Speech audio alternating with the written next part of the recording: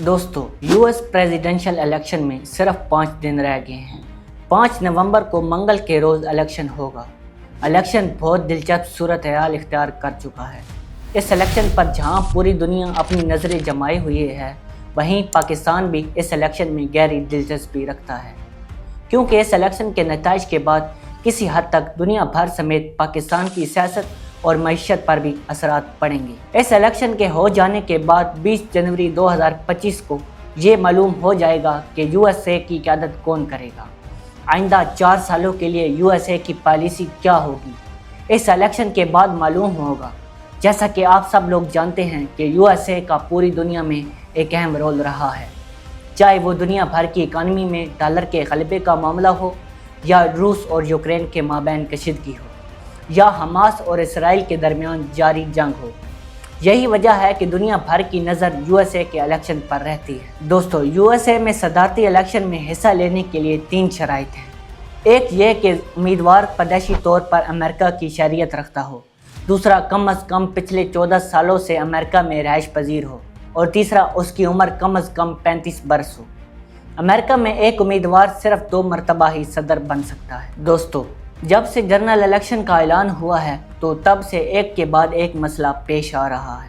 मिसाल के तौर पर डोनाल्ड ट्रंप, जो कि इस इलेक्शन में रिपब्लिकन पार्टी की तरफ से सदारती उम्मीदवार हैं, उन पर 2 मरतबा कातिलाना हमला हुआ। इस इलेक्शन से चंद माह कबल डेमोक्रेटिक पार्टी ने अपना सदारती उम्मीदवार बदल दिया। फिर इन बदलते हालात में यूएस इलेक्शन में अभी क्या चल रहा है, आइए जानते हैं। दोस्तों, पहले आपको थोड़ा यूएस सदारती इलेक्शन के प्रोसेस के बारे में बताते हैं कि यूएस सदारती इलेक्शन पाकिस्तान या बाकी ममालिक से कैसे मुख्तलिफ होता है। यूएस इलेक्शन में अमेरिका की आवाम सदर या नायब सदर को डायरेक्ट वोट नहीं कर सकती, बल्कि सदर को इलेक्टर्स के इलेक्टोरल कॉलेज के थ्रू चुना जाता है।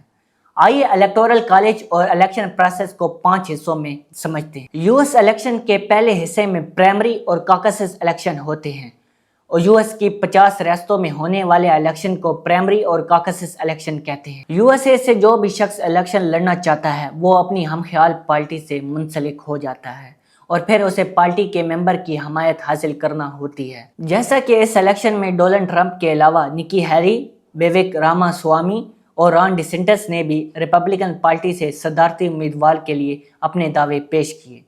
मतलब इलेक्शन से तकरीबन 1 साल कबल तमाम सियासी जमातों के इलेक्शन में हिस्सा लेने वाले नुमाइंदे अपनी नुमाइंदगी का ऐलान कर देते हैं। फिर हर पार्टी प्राइमरी और कॉकसेस इलेक्शन के जरिए इन उम्मीदवारों में से एक उम्मीदवार सदारती इलेक्शन के लिए मुंतखब करती है।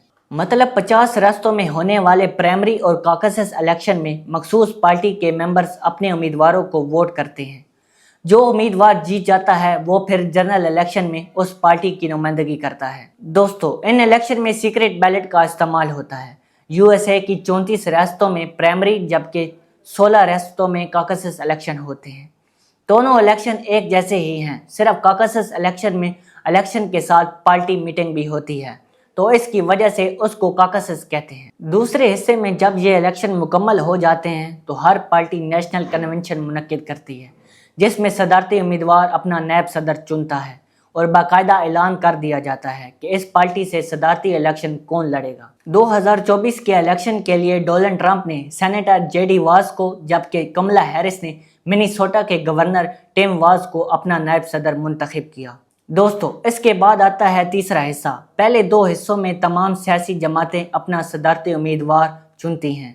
फिर अगले 2 हिस्से इलेक्टर्स को मुंतखब करने के लिए किए जाते हैं, जो सदर को चुनने के लिए वोट करते हैं। मतलब यूएस की आवाम वोट के जरिए इलेक्टर्स को चुनते हैं, और फिर वो इलेक्टर्स सदर को चुनने के लिए वोट करते हैं। पूरे यूएसए में टोटल 538 इलेक्टर्स चुने जाते हैं, जो फिर सदर को चुनने के लिए वोट करते हैं।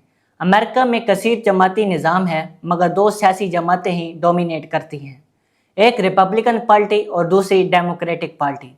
बहरहाल, हम बात कर रहे थे यूएसए इलेक्शन के तीसरे हिस्से की। इस हिस्से में तमाम सदारती उम्मीदवार मुल्क भर में जाकर जनरल इलेक्शन की कैंपेन करते हैं, और फिर अपने ख्यालात और मुस्तकबिल के मंसूबे अवाम के सामने रखते हैं, और पोटेंशियल वोटर की हमायत हासिल करने की कोशिश करते हैं। मजीद ये कि सोशल मीडिया पर कैंपेन चलाते हैं, एडवर्टीजमेंट करते हैं, रैलीज और डिबेट्स करते हैं, तमाम जमातों के उम्मीदवार एक दूसरे के साथ मुबाहिसे करते हैं। ये सब डिबेट्स इलेक्शन कैंपेन के आखिरी चंद हफ्तों में होती हैं, जो कि वोटर की राय बदलने में अहम किरदार अदा करती हैं। और इसके साथ ही सब सदारती उम्मीदवार हसास और इख्तलाफी मामलात पर अपने ख्यालात का इजहार करते हैं और अमेरिका के मुस्तकबिल की पॉलिसियों के मंसूबे अवाम के सामने रखते हैं। दोस्तों, इसके बाद आता है चौथा हिस्सा, यानी इलेक्शन का वक्त। ये इस साल 5 नवंबर को होगा। अमेरिका के जनरल इलेक्शन की डेट आईनी तौर पर फिक्स है, मतलब जनरल इलेक्शन हमेशा 1 नवंबर के बाद आने वाले पहले मंगल के दिन होता है। दोस्तों, जैसा कि आपको पहले बताया है कि अमेरिका के जनरल इलेक्शन में वोटर अपने सदर को मुंतखब करने के लिए डायरेक्ट वोट नहीं करते, बल्कि वो बैलेट बॉक्स के जरिए इलेक्टर्स चुनते हैं और वो इलेक्टर्स आगे जाके उनकी तरफ से सदारती उम्मीदवार के लिए वोट करते हैं। तो ऐसे में अमेरिका की हर रियासत को आबादी के एतबार से मखसूस तादाद में इलेक्टर्स दिए गए हैं। अमेरिका की तमाम 50 रियासतों और उसके दारुल हुकूमत वाशिंगटन DC को उनकी आबादी के लिहाज से फिक्स तादाद में इलेक्टर्स मुहैया किए गए हैं। जैसा कि आबादी के लिहाज से USA की सबसे बड़ी रियासत कैलिफोर्निया है, उसके पास 55 इलेक्टर्स यानी इलेक्टोरल वोट हैं, जबकि मोंटाना जो आबादी के लिहाज से सबसे छोटी रियासत है, उसके पास 3 इलेक्टर्स हैं। उसके बाद ये इलेक्टर्स मिलकर इलेक्शन के आखिरी स्टेज यानी इलेक्टोरल कॉलेज को फॉर्म करते हैं। पूरे मुल्क में 538 इलेक्टोरल वोट बनते हैं। 12 दिसंबर के बाद आने वाले पहले सोमवार को इलेक्टोरल कॉलेज से जिस भी सदारती उम्मीदवार को आधे से ज़्यादा यानी 538 में से कम 270 वोट्स जो भी उम्मीदवार हासिल करेगा तो वो सदारती इलेक्शन जीत जाता है। इसलिए इस इलेक्शन में जो रियासतों के इलेक्टर्स होते हैं वो बहुत अहमियत रखते हैं। इसके बाद ये जीतने वाला उम्मीदवार 20 जनवरी को ओथ लेता है।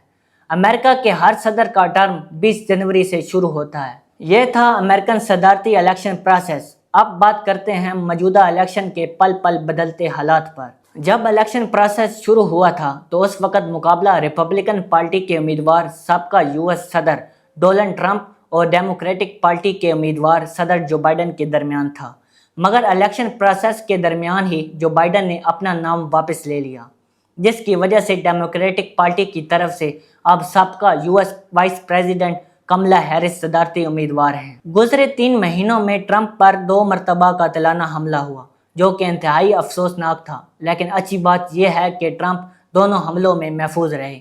मगर इन हमलों को लेकर कॉन्स्पिरेसी थ्योरी भी चल रही है कि ट्रंप पर जो हमले हुए क्या वाकई में कत्ल की कोशिश थी या ये सब कुछ एक मंसूबे के तहत मौजूदा इलेक्शन में ट्रंप को मोमेंटम देने के लिए किया गया है। दोस्तों, इसके अलावा अगर हम इस इलेक्शन के बाकी इश्यूज की बात करें तो हमें कमला हैरिस और ट्रंप के दरमियान एक मजबूत नजरियाती मुकाबला देखने को मिलता है और इस इलेक्शन का जो मोस्ट हीटेड सब्जेक्ट है वो है राइट टू अबॉर्शन।